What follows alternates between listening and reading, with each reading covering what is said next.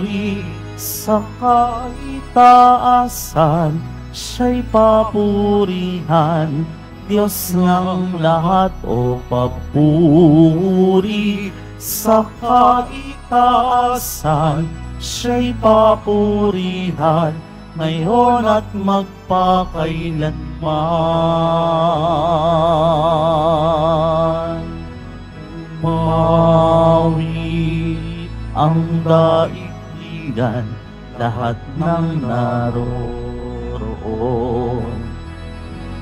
Umawi ang sangkatauhan, purihin ang Panginoon.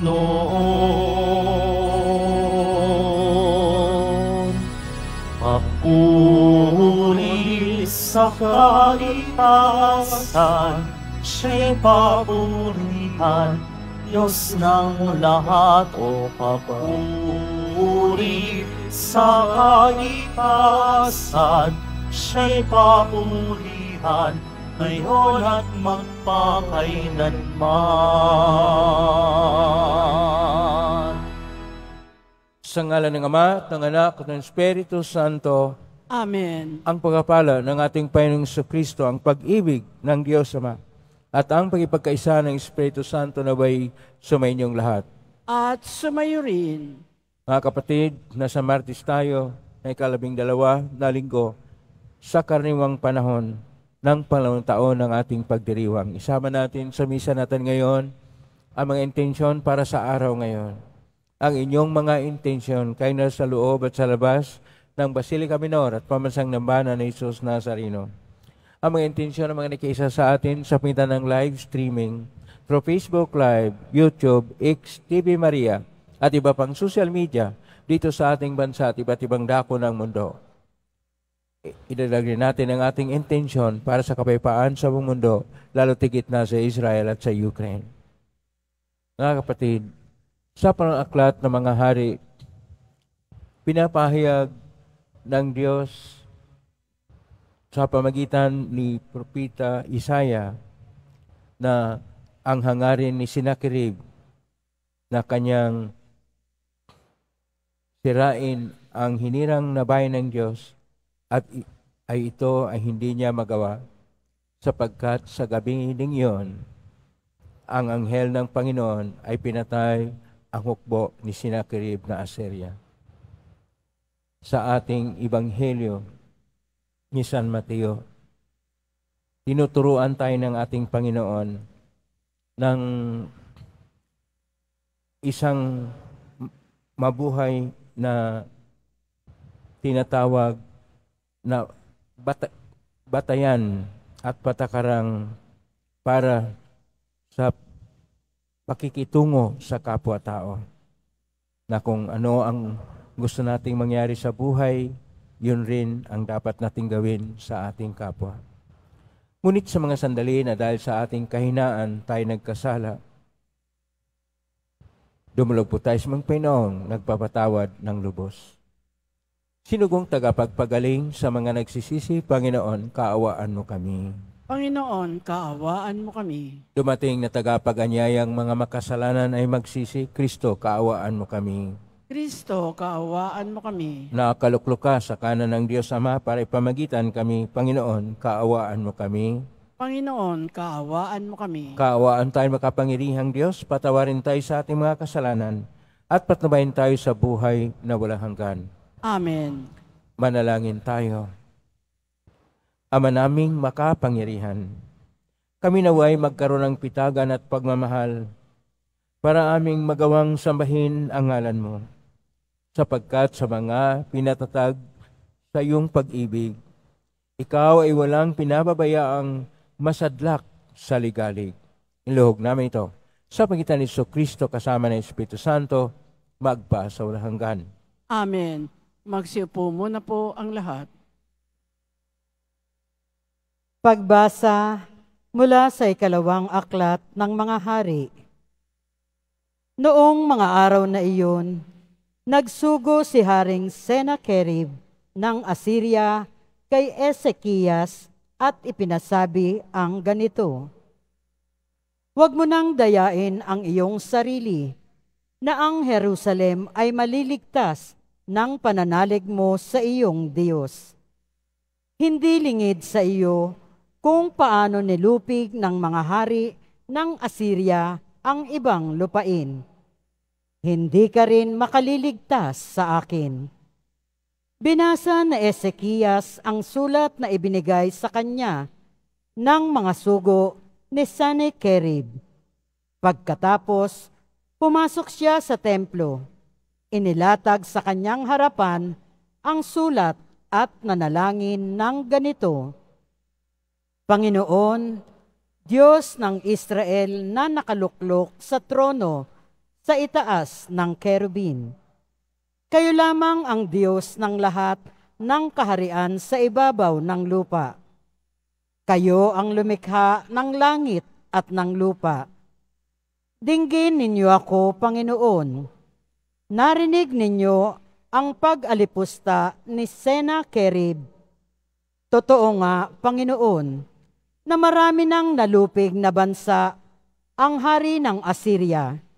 Nagawa nilang sunugin ang mga Diyos na mga bansang yaon, sapagkat hindi naman talagang Diyos ang mga iyon, kundi mga kahoy at batong ginawang Diyos-Diyosan. Kaya nga, Panginoon, iligtas ninyo kami kay Sennacherib para malaman ng buong daigdig na kayo lamang ang tangi at iisang Diyos. Si Isaias ay nagsugo kay Ezekias at ipinasabi ang ganito: Ipinasasabi ng Panginoon, ng Diyos ng Israel, na narinig niya ang panalangin mo. Ito naman ang kanyang sinabi tungkol kay Sennacherib. Itinatakwil ka lang, laging hinahamak ng anak ng Siyon, dalagang marilag. Sa iyong likuran ay iiling-iling, anak na babae, nitong Jerusalem. May natirang magmumula sa Jerusalem, gayon din sa Siyon. Ito'y mangyayari dahil sa pagmamalasakit ng Panginoon. Ito naman ang sinasabi ng Panginoon tungkol sa hari ng Assyria. Hindi siya makapapasok sa lungsod na ito, ni makatutudla kahit isang palaso. Hindi niya ito lulusubin ni papaligiran. Kung paano siya dumating, ganun din siya aalis. Hindi niya masasakop ang lungsod na ito, pagkat ito'y ipagtatanggol ko, alang-alang sa aking kapakanan at alang-alang kay David na aking lingkod. Nang gabing yaon, pinasok ng anghel ng Panginoon ang kampo ng mga taga-Assyria at napatay niya ang 125,000 kawal. Kaya nagmamadaling umuwi sa Nineve si Haring Sennacherib. Ang salita ng Diyos. Salamat sa Diyos. Lunsod ng Diyos ay matatag dahil sa bigay niyang lakas. Lungsod ng Diyos ay matatag dahil sa bigay niyang lakas. Dakila ang poon, dapat papurihan. Sa lunsod ng Diyos, bundok niyang banal. Ang bundok ng Siyon, tahanan ng Diyos, ay dakilang mataas na nakalulugod. Lungsod ng Diyos ay matatag dahil sa bigay niyang lakas. Bundok sa hilaga, nagalak ang dulot. Sa lahat ng bansa, nitong sansinukob. Sa piling ng Diyos, ligtas ang sinuman sa loob ng muog ng banal na bayan. Lungsod ng Diyos ay matatag dahil sa bigay niyang lakas. Sa banal na lunsod ay aming namasip ang kanyang ginawa na aming narinig. Ang Panginoong Diyos makapangyarihan, siyang mag-iingat sa lunsod na banal. Iingatan niya magpakailanman. Lungsod ng Diyos ay matatag dahil sa bigay niyang lakas. Sa loob ng iyong templo, O Diyos, aming nagunita pag-ibig mong lubos. Ika'y pinupuri ng lahat saan man.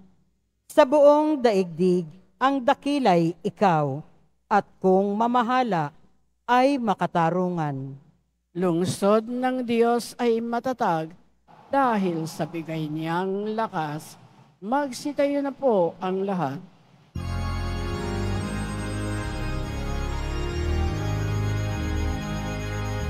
Alleluia,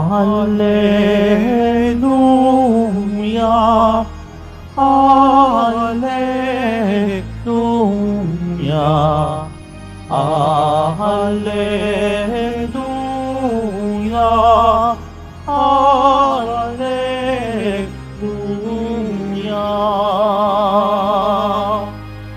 Sinabi ni Jesucristo, ako ang inaw ng mundo at buhay ng alagad ko. Alleluia, Alleluia, Alleluia, Alleluia.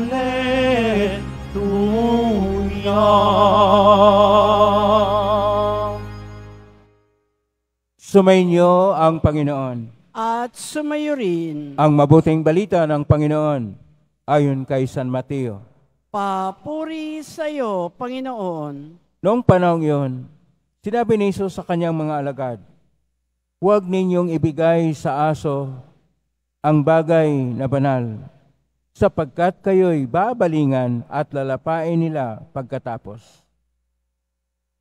Huwag ninyong ihagi sa baboy ang inyong mga perlas, sapagkat yururakan lamang nila ang mga iyon. Kaya gawin ninyo sa inyong kapwa ang ibig ninyong gawin nila sa inyo. Ito ang kahulugan ng kautusan ni Moises at ng turo ng mga propita. Pumasok kayo sa makipot na pintuan, sapagkat maluwag ang pintuan at malapad ang daang patungo sa kapahamakan. At ito ang dinaanan ng marami. Ngunit makipot ang pintuan at makitid ang daang patungo sa buhay. At kakaunti lang ang nakasusumpong yon. Ang mabuting balita ng Panginoon. Pinupuri ka namin, Panginoong Heso Kristo. Magsiupo muna po ang lahat. Isang mapagpalang araw po sa inyong lahat. Purihin po natin ang ating Pong Hesus Nazareno. Nasa Martes tayo ng ika-12 na linggo sa kanamang panahon sa pangalang taon ng ating pagdiriwang.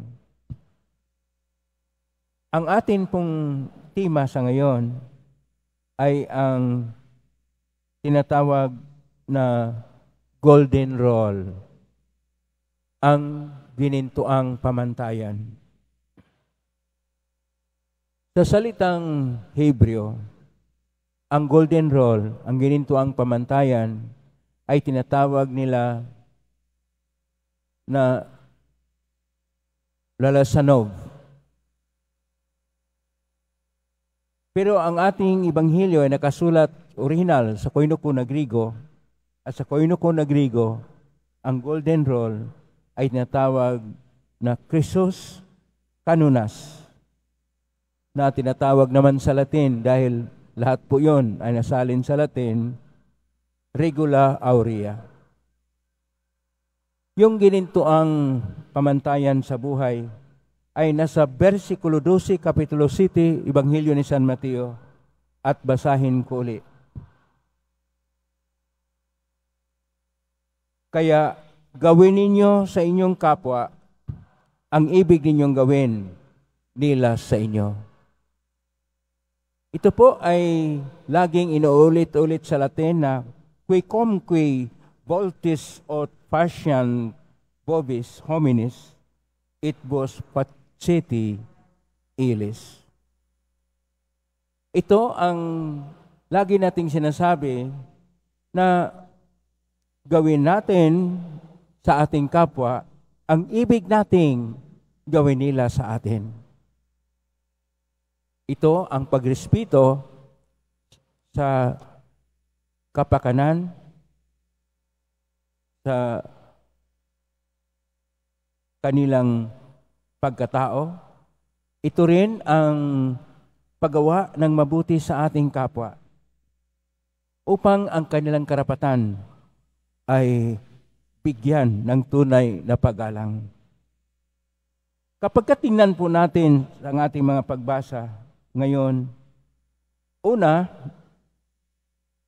ay dapat ang lahat ng ating ginagawa na kabutihan ay mayroon pang pinaka-punot dulo na pamantayan.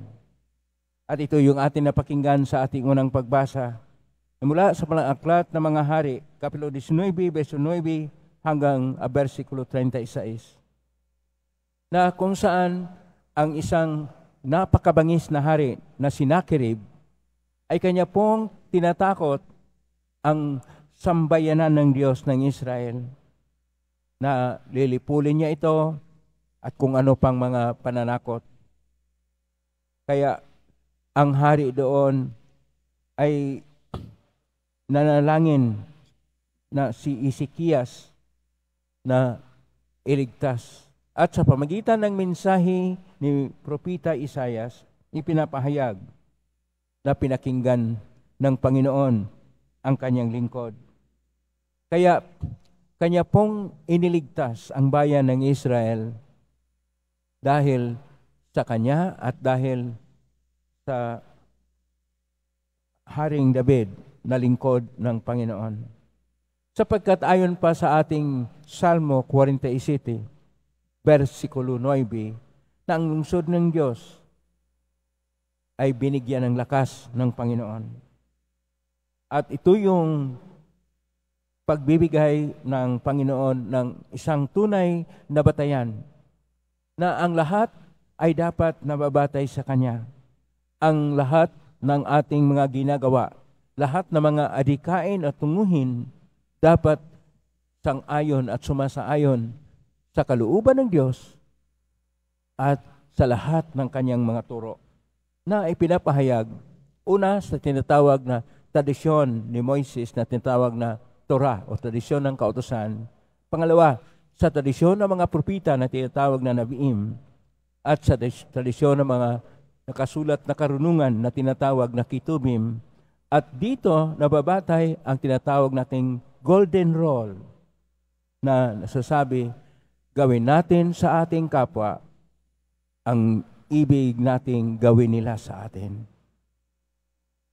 Itong versikulo 12, Kapitulo 7, Ebanghelyo ni San Mateo, ay paulit-ulit na itong ginagawa at ipinapahayag sa iba.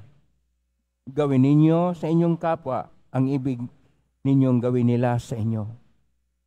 Na ito yung batayan sa paggawa ng mabuti. Ito yung panuntunan upang lahat ng tao ay magkaroon ng pagrespeto at paggalang sa kanyang karapatan. Ito yung pagtingin na ang lahat ay ang pinakapunot dulo at ang lahat ay nababatay sa pagiging imahin at larawan ng Diyos. Na ang Diyos ay mabuti at gumagawa ng mabuti.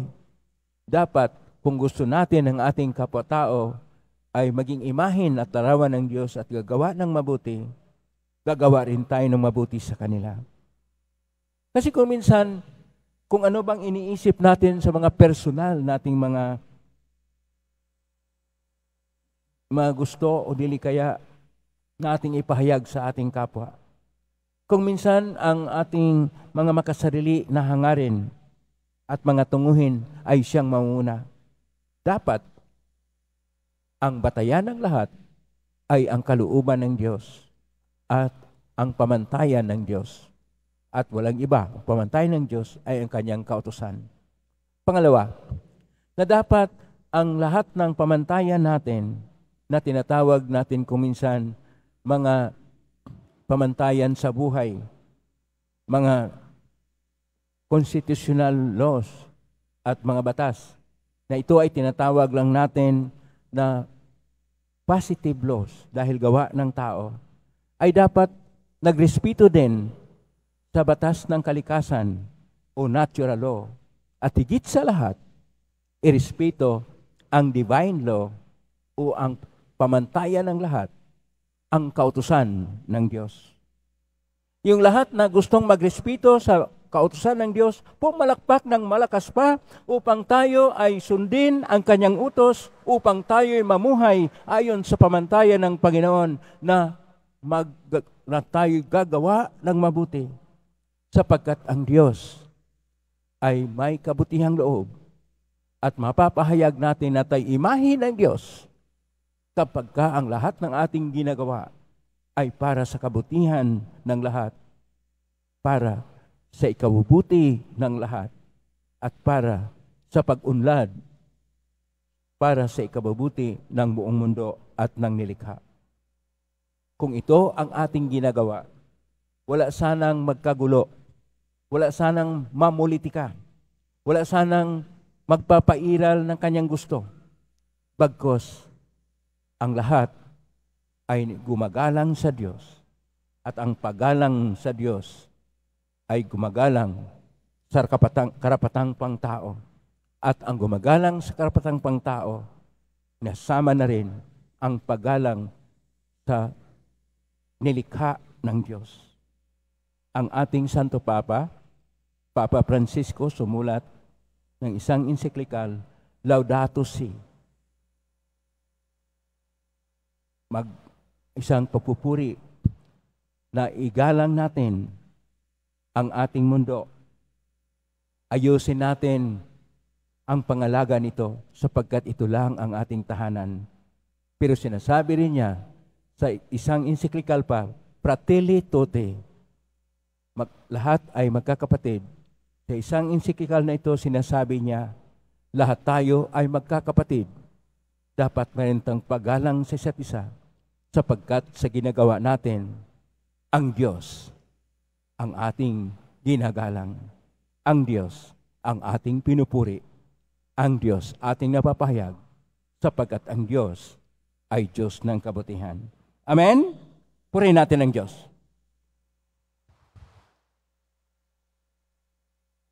Magsitayo na po ang lahat. Minamahal ko mga kapatid, ipinangako sa atin ni Kristo na naghatid sa buhay ang makipot na pintuan. Lumapit tayo sa Amang nasa langit sa pamagitan ng may pagtitiwala at pananalig sa itinuro sa atin ng Panginoon. Panginoon, buksan mo sa amin ang pinto ng biyaya. Panginoon, buksan mo sa amin ang pinto ng biyaya.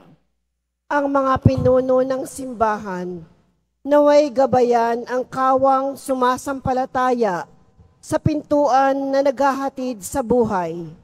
Manalangin tayo. Panginoon, buksan mo sa amin ang pinto ng biyaya.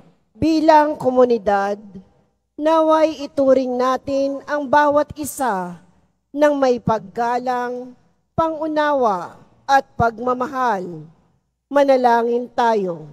Panginoon, buksan mo sa amin ang pinto ng biyaya. Sa pamamagitan ng mahabaging pakikitungo sa ating kapwa, naway maisagawa natin ang kalooban ng Diyos. Manalangin tayo. Panginoon, buksan mo sa amin ang pinto ng biyaya. Ang mga may sakit at yaong mga nagdurusa sa iba't ibang uri ng karamdaman, naway makatagpo ng lakas at kagalingan. Manalangin tayo. Panginoon, buksan mo sa amin ang pinto ng biyaya. Sa tahimik, idulog natin sa Panginoon ang ating mga sariling kahilingan. Ama naming nasa langit, likhain mo sa amin ang tunay na puso upang aming igalang at mahalin ang aming kapwa tulad ng pagtatangi mo sa kanila. Hingin namin ito sa pangitan ni Kristong aming Panginoon. Amen. Magsiupo muna po ang lahat.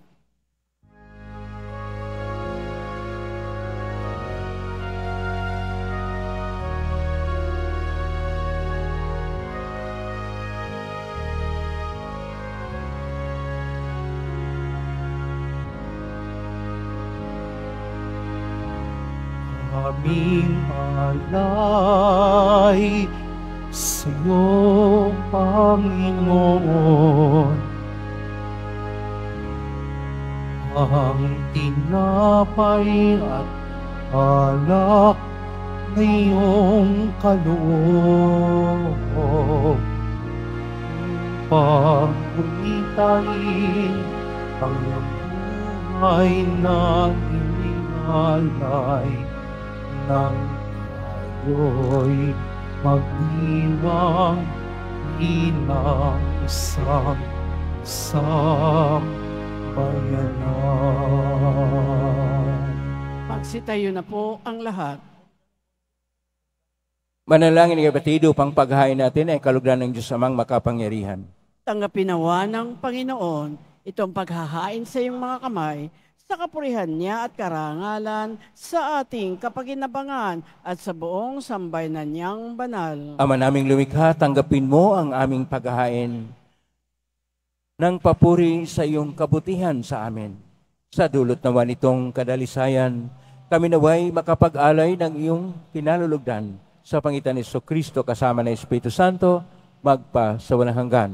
Amen. Sumainyo ang Panginoon. At sumayo rin. Itaas sa Diyos inyong puso at diwa. Itinaas na namin sa Panginoon. Pasalamatan natin ang Panginoong ating Diyos. Marapat na siya ay pasalamatan. Ama naming kapangyarihan, tunay marapat ni kay aming pasalamatan. Pinagbibigyan mong ito'y aming maihayag, kahit nito'y walang anumang may daragdag sa kadakilaang sa iyo ay likas. Sa pagpupuri namin, ang nakikinabang kami rin yung pinakihirapan sa pinitan ng anak na minamahal. Kaya kaysa namang hel si awit ng papuri siyang pay sa kalangitan, kami nagbubunyi sa kadakilaan. Santo, Santo, Santo, Panginoong Diyos ng mga hukbo, na pupuno ang langit at lupa ng kadakilaan mo, husana sa kaitaasan, pinagpala ang naparirito sa ngalan ng Panginoon, husana sa kaitaasan, magsiluhod po ang lahat. Ama naming banal, ikaw ang bukal ng tahanang kabanalan. Kaismitan yung Espiritu ng banal, makaloob na ito upang para sa aming maging katawan at dugo ng aming Panginoong Kristo. Bago niya pinagtiisang kusang loob na maging handog, hinawakan niya ang tinapay, pinasalamatan kanya, pinaghati-hati niya yun, iniabot sa kanyang malagad at sinabi, tanggapin ninyong lahat ito at kanin. Ito ang aking katawan na ihandog para sa inyo.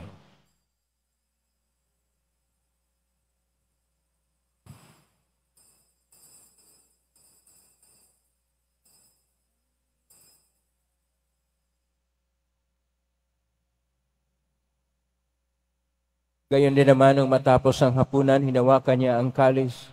Muli kanyang pinasalamatan. Inabot niya ang kalis sa kanyang malagad at sinabi, tanggapin ninyong lahat ito at inamin. Ito ang kalis ng aking dugo ng bago at walang tipan.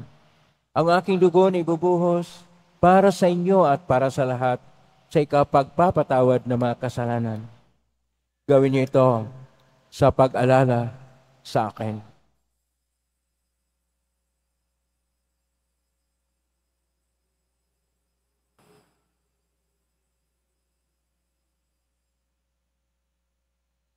Magsitayo na po ang lahat.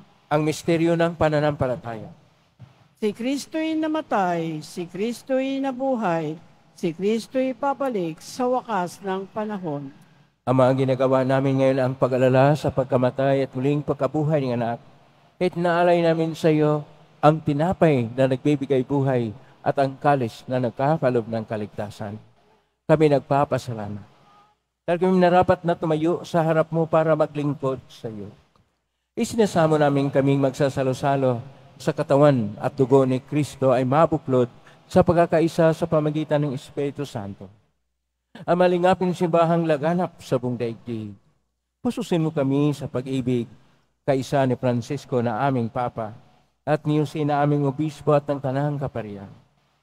Alalahanin mo rin, mga kapatid naming nahimlay, may pag-asang sila muling mabuhay, ganyan lahat ng mga pumanaw. Kaawaan mo sila at patuloyin sa iyong kaliwanagan.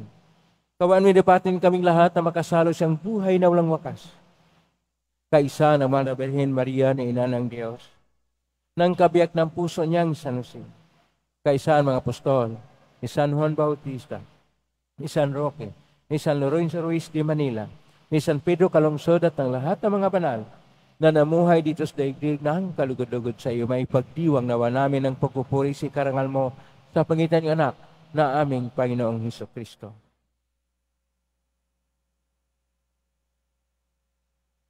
Sa pamamagitan ni Kristo, kasama niya at sa Kanya, ang lahat ng parangal at papuri ay sa iyo, Diyos Ama, makapangyarihan, kasama ng Espiritu Santo, magpasawalang hanggan. Amen. Amen. Amen.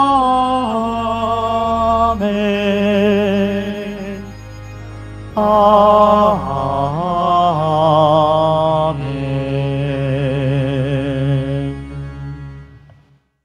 Sa tagubilin na magaling na utos sa turo ni Jesus na Panginoon natin at Diyos, ipahayag natin ng lakas loob. Ama namin, sumasalangit ka, sambahin ang ngalan mo. Mapasa amin ang kaharian mo. Sundin ang loob mo dito sa lupa para nang sa langit. Bigyan mo kami ngayon ng aming kakanin sa araw-araw. At patawarin mo kami sa aming mga sala, para nang pagpapatawad namin sa nagkakasala sa amin.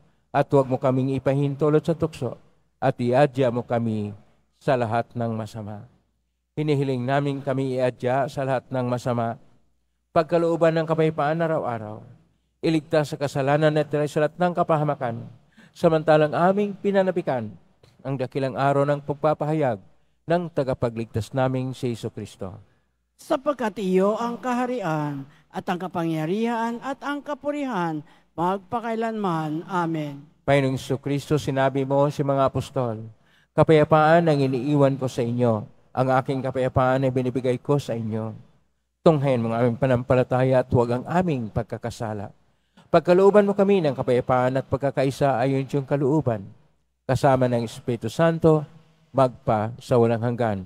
Amen. Ang kapayapaan ng Panginoon ay laging sumainyo. At sumayo rin. Magbigay kayo ng kapayapaan sa isa't isa. Kapayapaan sa inyo.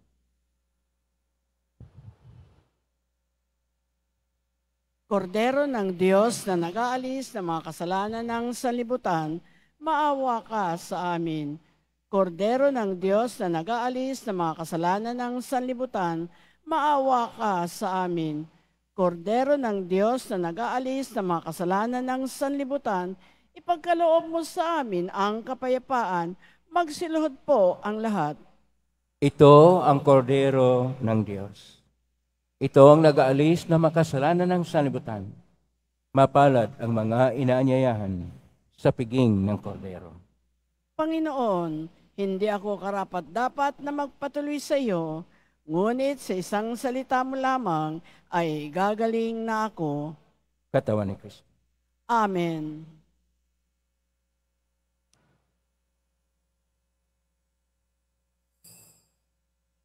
Para sa lahat ng tatanggap ng banal na komunyon, sasagot po tayo ng amen pagkasabi ng pari o ng lay minister ng katawan ni Kristo at isubo agad sa bibig bago umalis sa harapan ng pari o lay minister. Sumunod po tayo.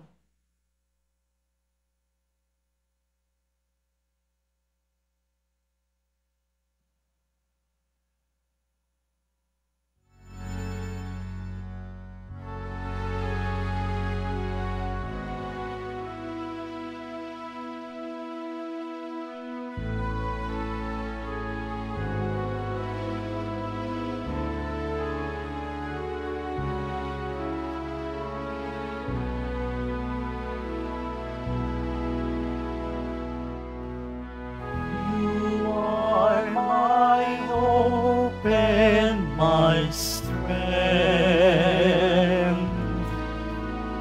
You guide me and embrace me with your love. You gave your life to save me from sins. Jesus, my Savior, my Lord. I will proclaim that you are my God, the God of mercy and the giver of life. I will submit my life to you, to serve you with all of my heart. You are my hope and my strength. You guide me and embrace me with your love. You gave your life to save me from sins. Jesus, my Savior, my Lord. Guide me each day to learn how to love. I am your servant and you are my King. I offer to you my heart and my mind. Use me, Lord Jesus, my God. You are my hope and my strength.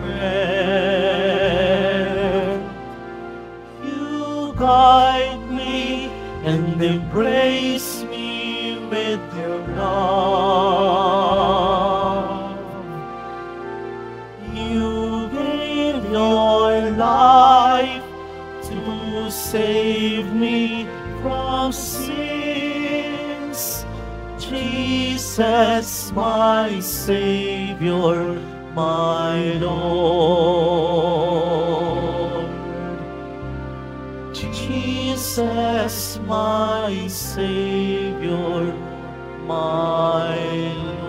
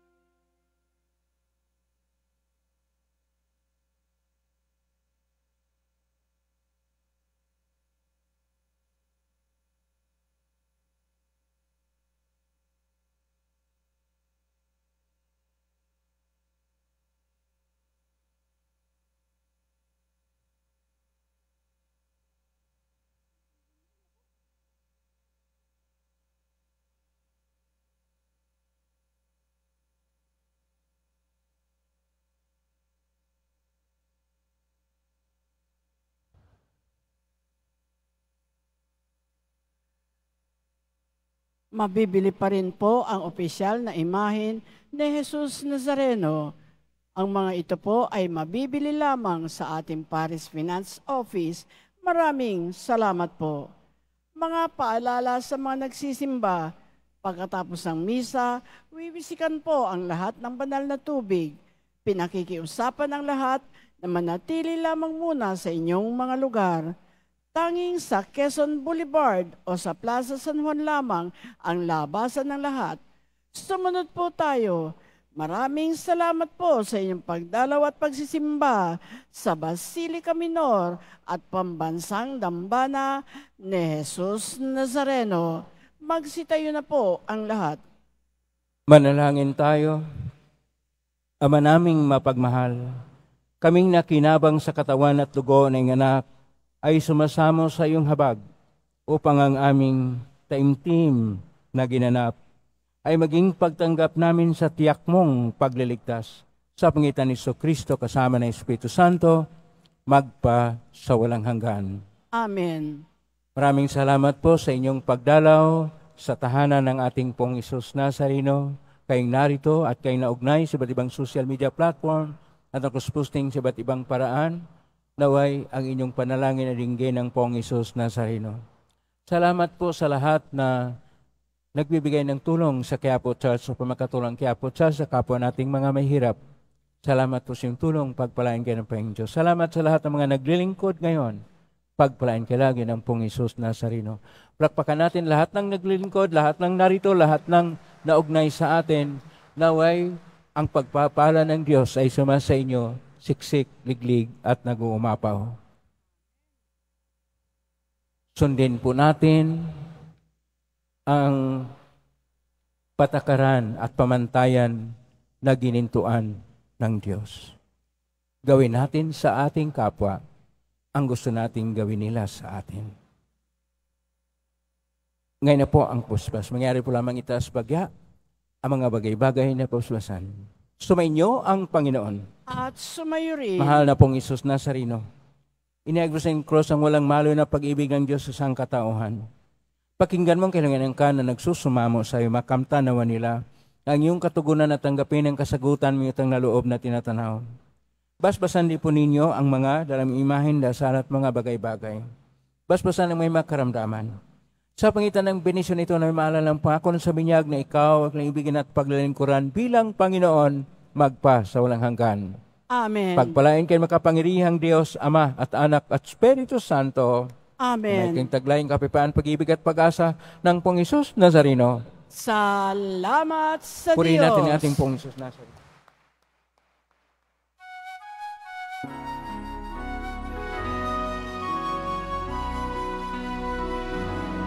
Nuestro Padre Jesus Nazareno, sinasamba ka namin, pinipintuho ka namin, aral mo ang aming buhay at kaligtasan.